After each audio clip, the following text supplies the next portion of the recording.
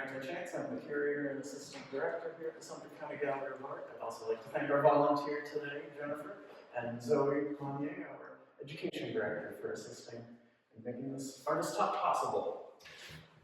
So before we get started, I'd like to introduce Amanda Yoder. I'm also going to ask you to introduce and talk about yourself later, but this is just what we need to do. Amanda Yoder, born and raised outside of Raleigh, North Carolina, grew up in a family of makers. She earned her BFA in musical theater from East Carolina University and spent several years in New York City. When COVID-19 disrupted the world, she returned to her roots and shifted her focus to woodworking, enrolling in the professional crafts program at Haywood Community College.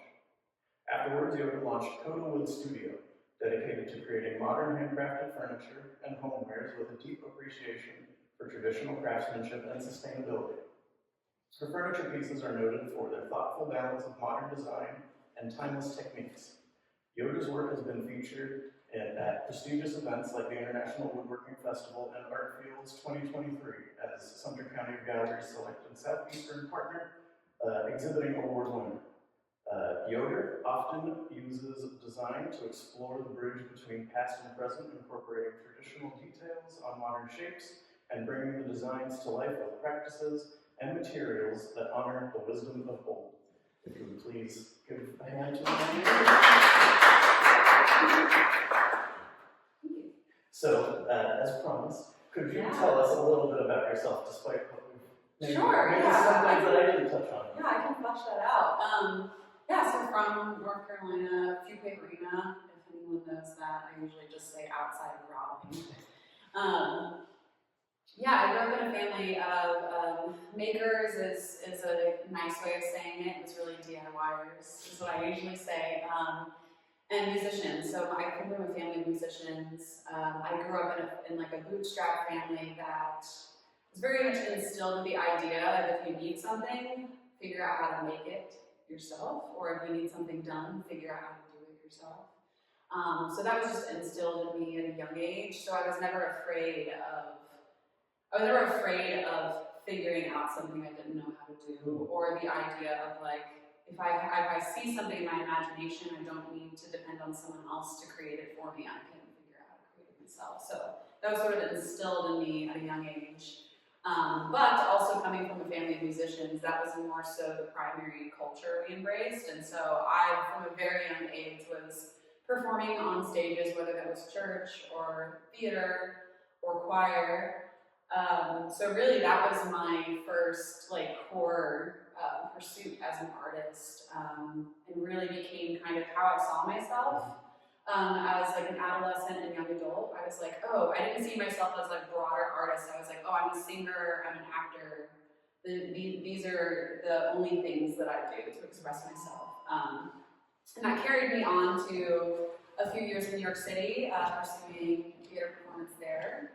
Had some wacko, cool, fun experiences. That's where I met my husband Blake, who's here. As for everyone in the world, I guess, COVID-19 was it was not only just a devastating time for a lot of folks, but I think any time we go through an experience like that, it also just it's an opportunity. It's like one of the rare opportunities in life when you can just take the table and just throw everything off of it and start with something blank. And that was kind of how I was feeling at the moment. I was just before it hit, I was ready to kind of do one more big push into auditioning in the industry in New York, but that was just the last straw for me. And I thought, you know what, there must be another way to express myself. And we left the city and moved to Western North Carolina. I knew sort of during COVID, I kind of dabbled in furniture making, sort of out of my parents' garage. And just got the itch. It was really this feeling of, again, having grown up, sort of seeing myself and my identity as an artist only in this one medium. Sometimes putting too much of your identity in your art, or especially a particular medium, can be very limiting. Or as I like to say, if I tend to not believe in the idea that we all have one singular passion that we must find, and if we don't find it, we'll never be fulfilled. That might be how I used to think as a younger person. But really, just that chance for me to have this blank slate and dabbling into a medium, I saw this world of opportunity of like, wow, what if I just do something that I enjoy, and it doesn't have to be all of me? And I felt sort of the artist in myself felt this as this open door of like, this feels so much lighter, it feels so much more playful, I feel less limited, I feel less like, it's like it feels less precious to me, so I can explore and experiment without this pressure of it always being like, oh, but is that the type of thing I'm supposed to do, or does that match my personal brand? Or so really entering into furniture making for me was like a way to more expansively see myself as an artist and to see like, oh, I'm a creative person and it doesn't matter what medium that expresses itself in. And you know what, for now, I think I'd like for that medium to be furniture and practical, useful objects in the home. And I was just sort of exploring all this as we moved to North Carolina, and I only just heard word of mouth about Haywood Community College's program, which is really like a nationally recognized craft intensive program. Just they don't do a lot of marketing, and I just kind of heard about it and ended up there. So I studied furniture design and construction for 2 years under one instructor who was incredible, and just have been off doing it since then. But that's kind of how I got into this. But so I guess talking about my work, initially a lot of my influences came from, when I first started becoming interested in it, of course the thing that you first jump to is like what's trendy now, which was a lot of what some people might call mid-century modern, but I think when most people say that, they're talking about some combination of like minimalist, Scandinavian, and mid-century modern. Something round and curvilinear. Yes, yeah. Space age looking. So that was initially when I went into wanting to learn this, I thought I would be going in that direction. But we moved into a 1903 Victorian farmhouse in Waynesville, and suddenly just fell in love with historic homes, and especially like early American history. And very quickly that became a big influence in my design. So a great example is over here, the sewing machine box, which I call a New Lake sewing machine box, because the details are inspired by East Lake furniture. And East Lake, I forget the guy's first name. East Lake is this gentleman's last name who, he didn't set out to design furniture, he was an architect, and if anyone's familiar with East Lake Victorian homes, like in San Francisco, you'll see a lot of the like gingerbreading, a lot of these like very just over the top details on these like homes in San Francisco. It's kind of where it started. But in our little 1903 farmhouse, we made friends with another historic homeowner and were just geeking out about East Lake furniture, which was just a small furniture movement that came about in the Victorian era that was based on these Victorian architectural homes. And so we have this East Lake pier mirror, which is just this like just opulent, like 9-foot tall mirror with these just over the top details.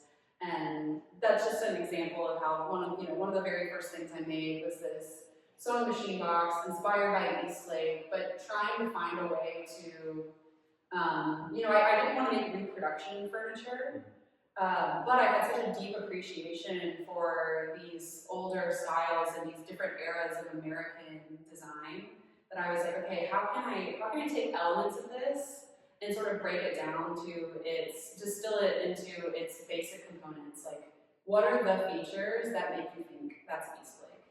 And then make the rest of it kind of minimal and modern. And so here is an example of really the only things that are screaming East Lake are the carvings. And some of them you can only see if you get really up close. But yeah, so that was I think that was a really great piece for me to start discovering like, oh, I really love this play between what feels contemporary and modern, and by those words I just mean like what would live today, like what would it, like I how can I play between design that feels like it fits in 2024 and design that feels like it fits in 1903 or 1950. So a lot of my work has since then been sort of playing with this pendulum between what feels modern day and what feels historic, specifically in like the American English veins. So yeah, I'd be happy to. I mean, so, I'd love for you to bounce off. You mentioned earlier about growing up with sort of this DIY mentality and spirit, and then you talk about sort of the East Lake movement and the arts and crafts movements, which also kind of tie into this kind of DIY, use everything at your disposal without making waste. Could you sort of walk us through how you select your materials and how you mitigate waste and create sustainability through what you are, I guess, sort of presenting to us? Yeah. So for many years, I was very easily captured by the various recent movements of like sustainability when it comes to like when you're watching Netflix documentaries and all of a sudden you decide you need to become vegan because the forks over knives just got to you. So throughout my I'm not vegan anymore, it's fine. I guess throughout my adolescence I was very drawn to just the latest movements surrounding minimalism and sustainability and just being more thoughtful about the objects that move in and out of our lives. And so when I decided I wanted to start creating physical pieces, it was really important to me that I was like, okay, if I'm going to introduce a new object into the world, I just don't want to introduce anything new that's just going to become a tax on the earth. Like I don't want to create, no offense to artists who do this, but for me it's like I don't want to create like just a plastic object that's going to exist for the next 1,000 years. I want to create something that like, you know what, if somebody one day if it breaks and someone doesn't want to repair it, or if it just goes out of style, for whatever reason, like 100 years from now someone doesn't want it anymore, it can go back into the earth. And that's been really important for me from the beginning. So I have this concept of creating compostable furniture, which is very funny because I was also thinking this week when I was thinking about the term plant-based. Like that's just a hot term right now to say like, oh, this diet is plant-based, oh, these materials are plant-based. And like, wooden furniture is plant-based furniture. I mean, it literally came from a plant. And as long as you don't add anything to it that is like a forever chemical or is like a synthetic like thing, then I can just throw any of these pieces into my compost pile, and in a couple of years all I'll have left is a little bit of brass hardware. And so that's been really fun, and it also has created a creative limit for me. I feel like my creativity thrives with limitations, so sometimes I enjoy having the rule for myself, like, okay, let's figure out how to make this design, but make it compostable, make it that level of sustainable. So I only work with North American hardwood species and softwood North American species, just because I know that if it came from North America, it didn't have to transport over a ship. I know that like the carbon footprint of that is already just going to be smaller. I know that like if it was harvested in North America, they had to abide by certain laws. They couldn't harvest it, break laws, and then write on a paper to the U.S. that like, no, I promise that we sustainably harvested this. Like here, like I just know that if it came to North America, it's going to have a certain degree of sustainability to it. And then with finishes, there are so many finishes, historic and contemporary. Most of them are historic. Like, for example, shellac. If you've heard of shellac, you can buy some shellac at the hardware store now that has additives in it.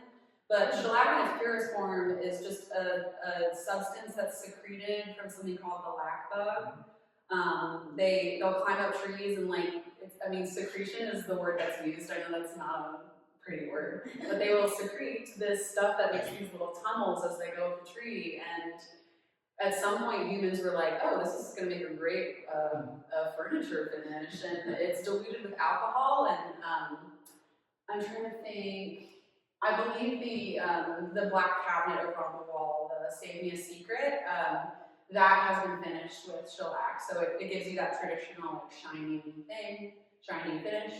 Most everything else is finished with a combination of like different plant and animal-based waxes and oils. So unfortunately, there's definitely some like purely plant-based finishes, but a lot of it is not vegan. Because sometimes the most sustainable substances are animal products, like shellac. Shellac is not vegan, beeswax is not technically vegan, but these can be very sustainably harvested.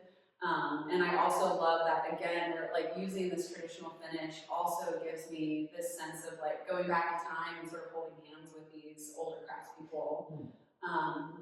And then back to the using North American species of wood, I also feel like that gives the objects in our home more of a sense of place.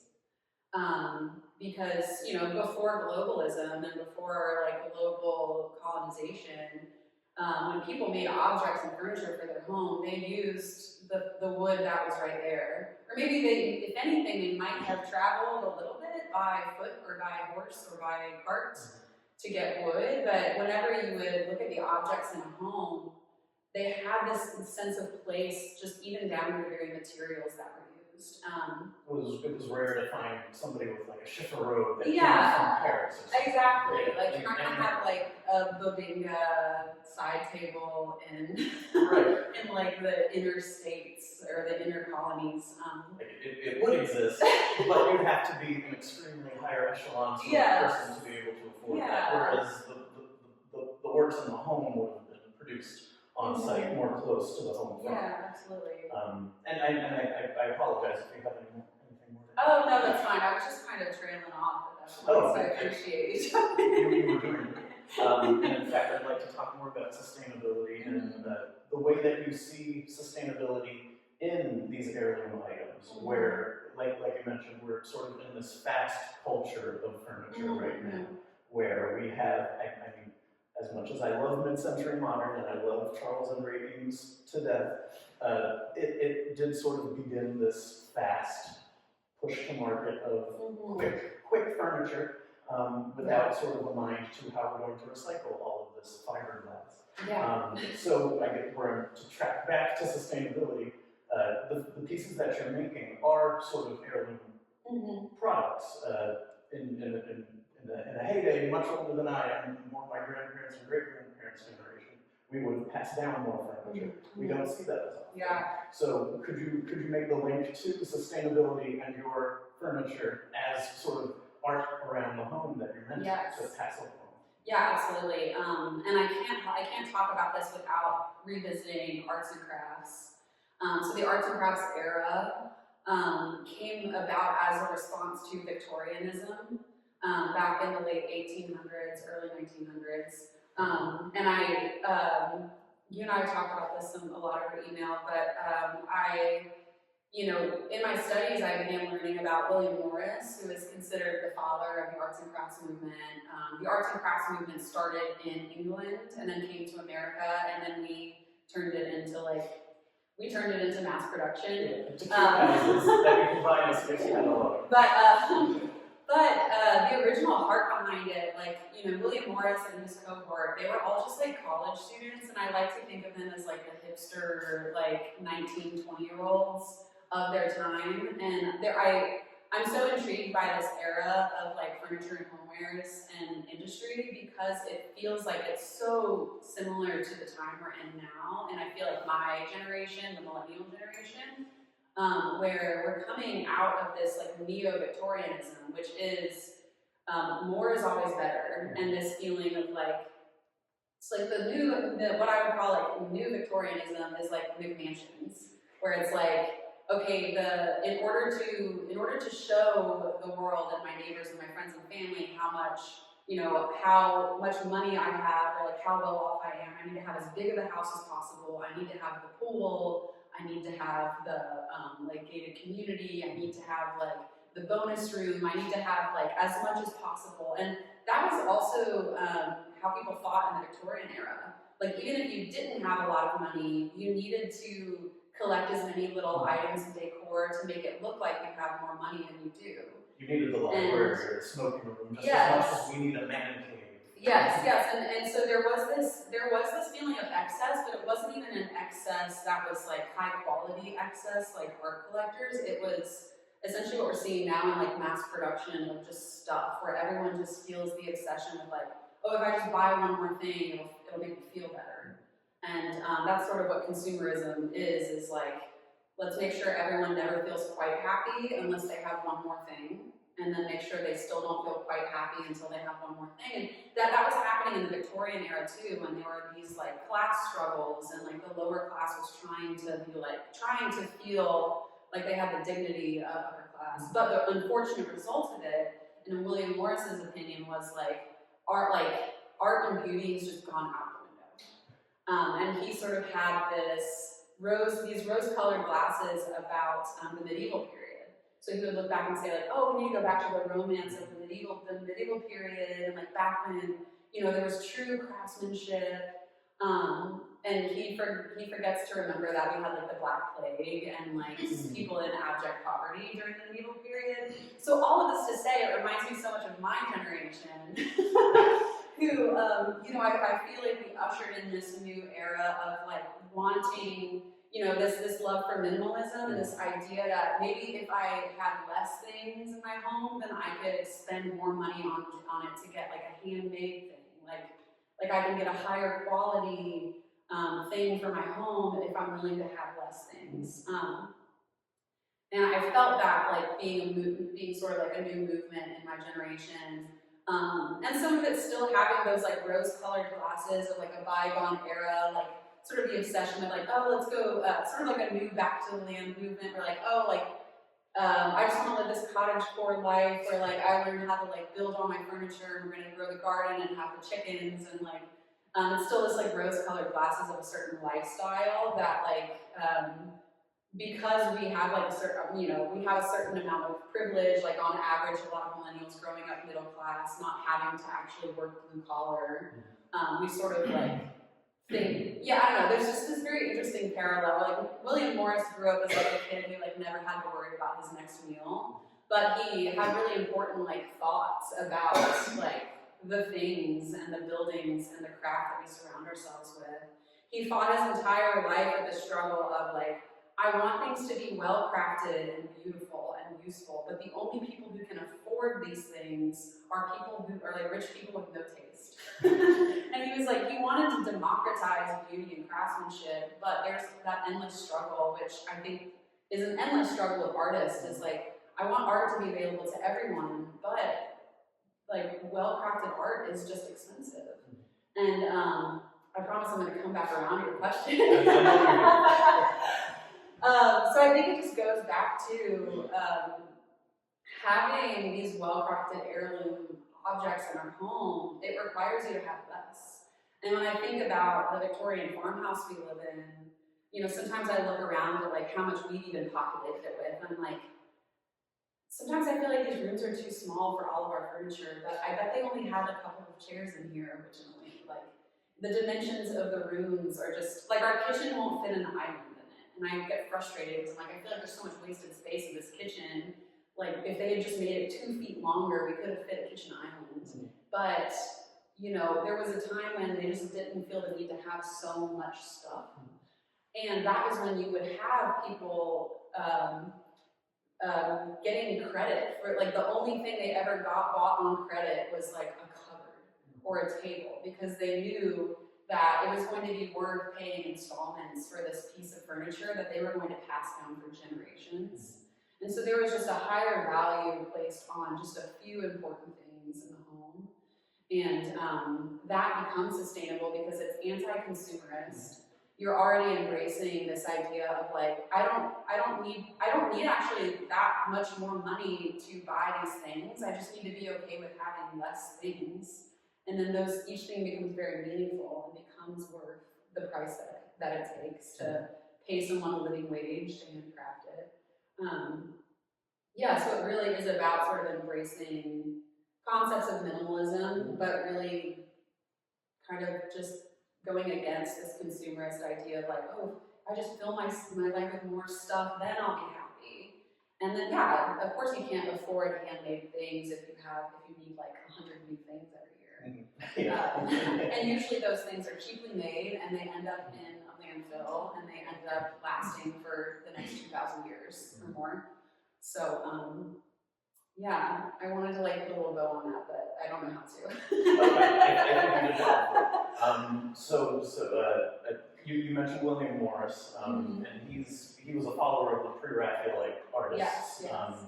and they were sort of very much they basically existed to be against artists like Raphael, where they sort of didn't want any of the classical influences of like Raphael's paintings, even though William Morris and his tribe loved doing history scenes and paintings and wrote extensively about Arthurian legend. Yes. And through Arthurian legend, we talked about this before, being an English major, we were exposed to William Morris via Dante Rossetti. So there's a lot of in-between and interplay in these things. But what I wanted to equate this to was sort of this cadre of like-minded individuals who were creating the space for themselves. And you've done that as well in your neck of the woods, in Waynesville, in Nashville. Could you tell us a little bit about your group practice and Coda Wood Studio? Yeah, so pretty quickly after I finished school, which again, like even just being able to study in a cohort of students, I've always been making around other people, which is funny because I tend to be a person who my whole life it's been way easier for me to just like be siloed, and it's probably I think I have a fear of being seen in process, which makes it very difficult for me to collaborate with people. It makes it difficult for me to like open myself up to critique but I'm working on that because I see the value of it. And so yeah, so like even just starting out, like when I was first learning the craft, I was in a cohort of students and very exposed. I mean, we just all have a room of workbenches and everyone can see what you're doing. And my worst fear was always that my instructor was going to come over and be like, "Oh, what are you drawing?" And I have to be like, "I'm not ready yet." It's all of the woodwork. Yeah, and it was amazing. I only had 2 peers in my class, and all 3 of us had very different styles. But that allowed us to articulate our likes and dislikes, and it's like almost like when you have other people around you that you can kind of almost compare, not compare in a bad way, but compare just in a neutral way of like, oh, like you're really enjoying doing that technique, but I don't like doing that, so. Now I'm able to actually define myself and define my style more when I can sort of bounce off of my peers. And then very quickly after finishing school, I was able to go into a co-op wood shop in Nashville, where there's 12+ other furniture makers. And again, just being around the energy of working with other people, getting to see again, everyone's very different style and approaches, getting to learn from, I mean, most of them have been making furniture for more than a decade, which was, it's just always great to just go and knock on someone's door and say like, how do you do this? Because I just said yes to this commission, I don't know how I'm gonna do it. That's been really meaningful. And then, I mean, that was my sort of community in Asheville, but I live in Waynesville, North Carolina, which is about 30 minutes west. And very quickly we got connected to just a group of young creative people, including a couple friends of ours who are leather workers. And they've become our closest friends in town. And they're very business minded. They're incredible craftspeople. But it's been so amazing too as an artist to be able to have like just, I don't know if I would call them mentors because they do feel like friends. But there is some mentorship there where I can draw on their experience in being like an artist-owned business, or even on the verge of like small-scale manufacturing to be like, okay, how do you guys express yourself and still tell a story through your work while making a pretty good living? And I feel even some of my work now starting to like my mind's been open to like leather and like, oh, how can I incorporate leather? Now that I have this resource of someone who like I can just call and be like, how do you do this? Like, how do you use this piece of hardware? it's been really meaningful. And yeah, now moving, I'm actually moving my shop to, we don't have to talk about Helene yet, but, or we can, but. If it naturally filters into it. Sure. Yeah, so I mean, if you haven't read the little blurb, behind all of us is an utterly destroyed piece of mine that was in the gallery attached to the wood shop, the Co-op wood shop in Asheville. It was in the River Arts District, and it a very large, two-story industrial building that flooded all the way to the roof line. Really wild. I mean, I'm sure all of the stories you've heard from Western North Carolina are wild. It's way more wild and worse than what you've even seen when you see it in person. So, yeah, obviously that was very unexpected. But I was able to recover this in pieces and wanted to share it because I think it tells the story of, yeah, we had an entire arts district in a very creative city that was in the French Broad River. So this rocking chair was basically in the French Broad River, and you can still see some of the remains of the river in it and on it.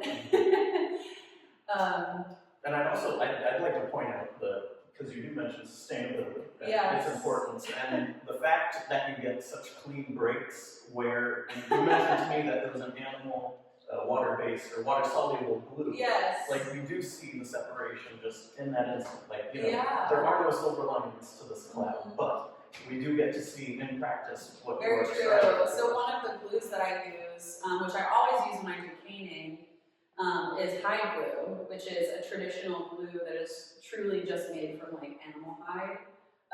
It smells when you have to like mix it with water and heat it up to use it, and it smells like tallow. If anyone has ever cooked with tallow, but I use it for hammering cane into furniture because it is reversible with water. So if you ever need to repair cane, which I mean, that's just one, like, it just gets so much wear on a seat that eventually someone's gonna have to repair it.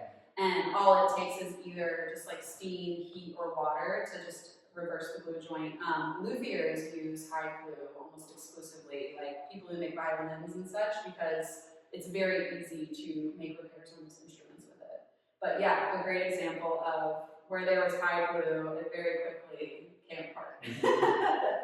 So easy to come apart when you get a flood, but also easy to repair if that's ever needed. And making furniture that can be repaired is an important part of sustainability too. Absolutely.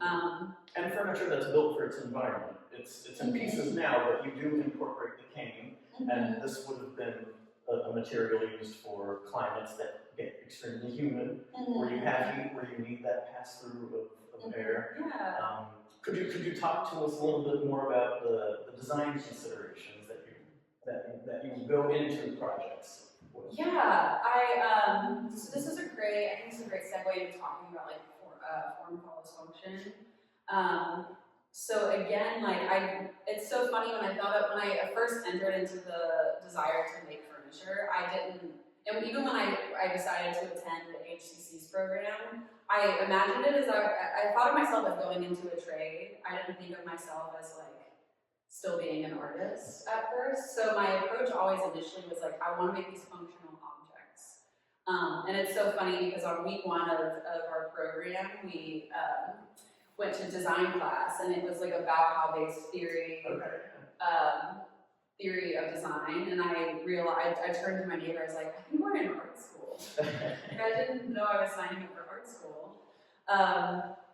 So forgive me if I don't have a ton of the like art school language around things all the time, but I like even as I leaned more into the artistic side of creating furniture, I still cannot let go of it being functional. Like when I think about like what is a chair. Like if you just, I don't have a dictionary on me, and I don't have it memorized, but I imagine if you open up a dictionary and look for the word chair, its definition will have the function included in the definition. If I try to define a chair, so let's say I'm defining just a chair as I imagine a dictionary would. It's a piece of furniture or an object that is sat on. Like intrinsically, it requires that there is some functionality to it. If I try to define a chair without that, I'm like, well, it's an object with 4 legs. I'm like, wait, a chair doesn't have to have 4 legs. Well, okay, so it has one surface that's level. I'm like, well, a lot of things do. So it's really difficult to define a chair without its function. And there are like some incredible furniture artists that are asking those questions in their work. But for me, I really want to create pieces that are for the home. And to me, the home is a place of retreat and comfort and safety. And so I want those to be objects that make you feel that way when you interact with them and add to the experience of living in daily, mundane life. So with everything, I just feel their need to like not betray its function. Like if it's a table, I want it to function as a table, and I don't want it to just sit there and collect dust. I want it to be, and some of that, and a lot of that too, the finishes also come into that because these natural finishes are also some of the easiest to repair. So yeah, like you should get, like you are going to end up getting a water ring on your table, but if it's not made of polyurethane, if it doesn't have polyurethane on top, then all I have to do is give it a quick little scrape and apply more oil and wax, and it's fine. Or like, you know, like a cabinet should actually fit something that you would actually want to put in there. And again, maintaining the functionality of something also gives me that creative limit. It's kind of like, I feel like giving limits to artists, at first it sounds like, oh, you don't want to limit creativity. But it's like having a child and giving them like a pack and play, or just being like fencing in your backyard and saying like, go. You just go, like explore the entire backyard. And if you have that limitation there, like a child is never going to run out of stuff to do. You know, like a child is going to find things to do. And I think our artists in us are our children, and we're almost better off having these limits because then we can just like drill down even further into ideas. And so I would almost enjoy more pushing the boundaries of functionality, but still hanging on to it. To be like, okay, this thing is. So a good example would be the Peggy collection. We're standing under one now, and there's like a little mini version off here. Just beyond the floater. Yeah, so these sort of are a play on, again, sort of the past and present play here is the, we're talking about design. So I fell in love with shaker design. The shaker communities, I guess it's technically a religion. I believe so. Yeah, but an important part of their religion is that nothing should be ornamental and nothing should exist just for beauty. Everything is just function. You know, nobody wore anything for like style. Everything was purely function. But even with that limitation, you end up with absolutely beautiful design. The great irony. Yeah, like the most limiting like beliefs about what they're creating. And they hang their chairs on the wall when they're not using them. It's amazing. Yeah, so beautiful. And so I love this idea of the play that can come from, typically in a shaker like community room, the whole wall would be lined with these pegs, and all of the chairs, when you're not in a meeting, would be hung up on the wall. Totally functional, just completely, like design that purely came from functionality. And that just sounds so fun and playful. And like, what if all the furniture in my house, I could just like hang on the wall? And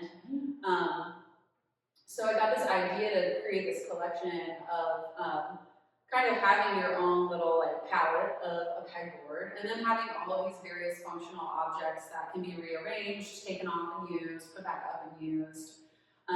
But each of them still having, again, some level of functionality. And I also, again, wanted to do that process of distilling. Like, okay, how like minimal can I make this thing where it still feels shaker, or it still feels like colonial country? Because I also pulled into some colonial country style in, so the shelves, I can take it down because it's made to be touched. Yeah, so I actually pulled these shelf designs directly from like an old, like, or they're adapted from like a build build country furniture book from like the 1980s. Cool, okay. And I kind of pulled from that because I just love these forms that were created in, you know, the 1700s, 1800s, where it was usually just one person in the family making a very functional piece for the home. And there was a lot of this dowel joinery and just very simple ways of putting things together. But I wanted to be like, with this design, I was wondering, okay, how can I distill this down to be sort of as minimal as possible? But when you look at it, you still can't help but think shaker or think colonial. And this was the result. And from that distilling process in the design, I still end up with something that feels very contemporary and feels very much like it lives in 2024. Like, I want it to be something that I feel like could have gone in my like white walled Brooklyn apartment, but could also go in my 1903 Victorian farmhouse. And I felt like this was a piece that I felt like was like right on that. So yes. Yeah, when I was setting it up, I was like, I don't want to, but I want to bring like all of my tea towels and sort of hang on this and just like sort of live with it. And when I was setting this up, I did like place objects on the scoop part of these taller bits that you were just describing. It's a lot of fun. And what you're saying about placing these into a different context, into like a minimalist house, it's very interesting because we're sort of, that's almost the opposite of what the mid-century moderns were attempting to do. They were living in these older homes that did not have open floor plans at the time, where they were like, I think a weird little chair wouldn't feel out of the ordinary among my Victorian grandparents inherited furniture. So now we're sort of rolling back, we're populating our homes with more artisanally crafted wares that will fit around our microwaves and our French door refrigerators or something like this.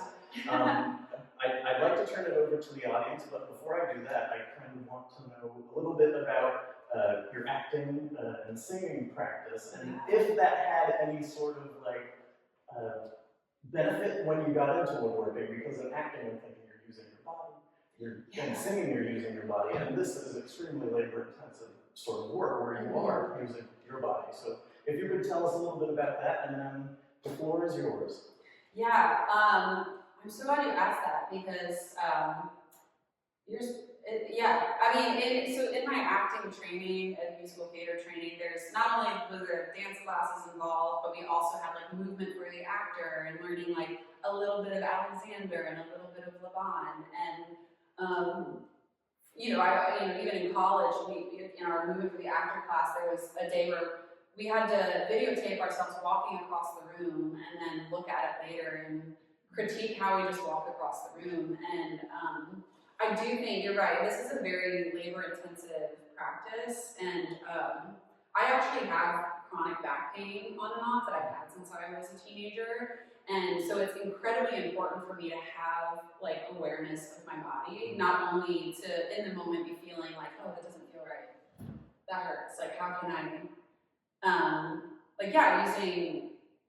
I think it's really helped me just have an awareness of like what's going on in different areas of my body. How can I use, especially with hand tool work, like how can I use this tool in such a way that's effective, but my body is still living in harmony with the practice. And the beautiful thing about hand tools is hand tools were designed for human bodies, and I use both hand tools and machinery power tools. But I definitely can tell after I've made a project that was very machine heavy, like I can just tell like my body's still tingling from the machine vibrations. I'm like, these were not made for human bodies. These were just, they're a product of industry, which really didn't consider what the design is. Doesn't consider ergonomics, but it is a beautiful thing about hand tools. I took a traditional chair making class where we started with a log and built a chair from the log. So we're splitting the log and we're on a shave horse with a draw knife for an entire day. And I was so sore at the end of that day, but it wasn't like a pain, like I can't do this tomorrow. It was like a beautiful, runner's high kind of sore. And I was like, wow, this, the shave horse and the draw knife were made for the human body. But definitely having the experience in the performing arts, entering into that, I think gave me a leg up on just self-care to be able to just know what's going on with my body, know when to like check in and shift things. One other thing I want to say about that, which is sort of, I do feel like there's a small design influence that I got from being in theater. That a lot of, just in case, this may mean nothing to you, but in case you have a theater background, the acting training I had was a Meisner's approach to acting, which is, I would describe it in short as living truthfully in imaginary circumstances. And there are a lot of series of exercises that you do in that training where you really distill things down to just like your base, I guess you could say like base carnal instincts or just trying to work off of impulse. And a lot of things are just like, there's so much about the training that's just teaching you to just keep it simple. And you might be doing an exercise with a partner and your teacher says, I don't believe you. It's like, sit down, I don't believe you. And it's just that simple. And in musical theater, we have this phrase we use that's strong but wrong. Which is, when you're going up on stage, you're making an acting choice. We talk about making choices. Like, I'm going to make a strong choice that is, like, my character has a lisp. But, like, this is, like, I'm just going to make that really strong choice because I feel like it fits the character. And then the director might be like, very strong choice, not for this character. So we just have this kind of almost a joke in musical theater, like, strong but wrong, honey. Like, that was good swing, but that was not it. And I feel like that was translated in design to me being like, it's a little bit of that distilling thing too of like, what is just like the singular character of this piece?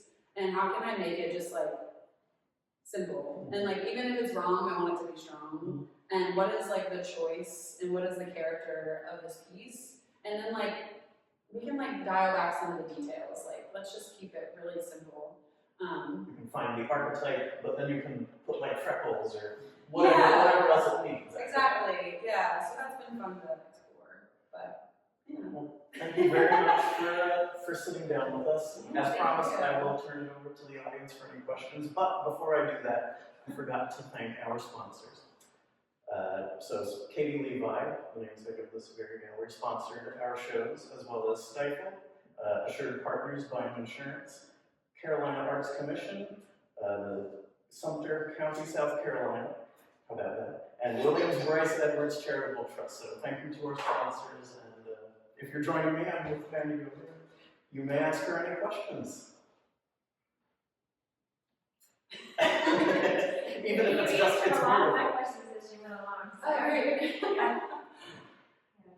Well, I do have a question. Great. You mentioned about purpose-built furniture, and I mentioned to you earlier today that even though we don't encourage touching, that this piece has been touched during the exhibition run because it is very engrossing, and you see that it rolls, and I can absolutely understand why people are touching it, and they're doing it gently, which I don't mind at all. But could you tell us about this piece in particular and about just the intricacy that you've incorporated into it? Yeah, is it okay if I can walk over there? Absolutely, yes. I don't know where the frame for the video is. So this is a piece that That's perfect. it was adapted from a design by another woodworking artist named Marissa Huff.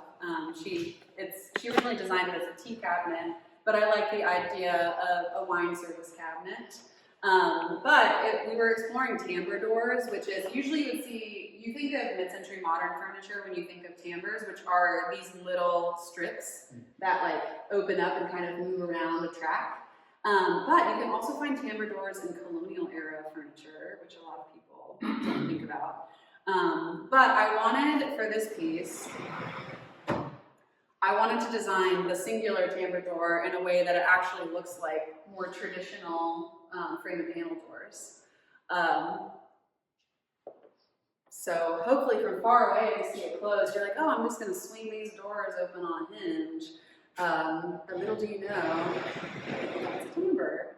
Yeah, so it's fun. I again, like I was saying earlier, part of things being functional in my mind is the interaction itself is a part of the piece. So it's always difficult when it's in a gallery to be like, oh, I want everyone to touch and interact with it. But you never know, there might be that one person who's got like a big old keychain that sits on a stool and scratches it. So But today, if you do linger afterwards, like please, I mean, I'm here and I'm an artist, so I touch them. Please touch and sit. Maybe if you have a key ring, take it off before you sit. But yeah, so these are timbre doors, and I was really just trying to play with that idea of them not appearing to be timbre doors and not feeling. I didn't want to go with the cliche of like, oh, this has to be a mid-century modern piece because I'm using timbre doors. So even just adding on the traditional like OG trim, and you can even see the pin nails that the trim is attached with, because you know, in older furniture, you would have just seen them and they would have like maybe tried to cover them up, but not that hard. Yeah. And speaking of things to sit on, usually where the audience is currently seated, there is your bench piece. Oh.